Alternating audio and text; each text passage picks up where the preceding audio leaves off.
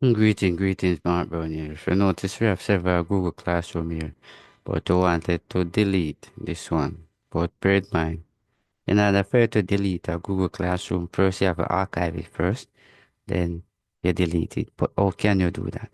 Alright, if you notice all of the class right here, it have a three little dots on all of them. Right, I'm going to click right here on the three little dot.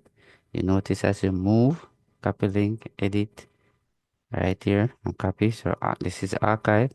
So I'm going to click on that. Notice when I click on that, you notice right here, it check the one that I wanted to archive. Notice it said cancel. Next, I'm going to click on next. When I click on next, you notice archive in a class. Cause it to be archived for the participant and we unlike it. Right? So right here, so there's no activity. All of that, I come right here and I click. And if you notice, it's no longer right here. Right? So you wanted to delete it. What you can do, definitely you come right over here.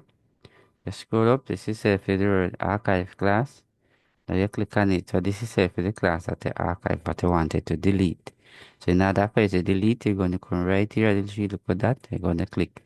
Now when you click, you notice you see copy, you see restore, and you see delete right here. So you're going to click on delete. Now when you click on delete, it says you will no longer have access to any post or comment that has been added to this class. Right? So class file will remain in Google Drive. That's the greatest thing about it. As much as I delete the Google Classroom, it will remain in, right? So right here, you see cancel, I say delete. So I'm gonna click on the word delete, definitely, and there you go. So that's how you delete a class, right there in Google Classroom. So thanks for watching. See you in the next video.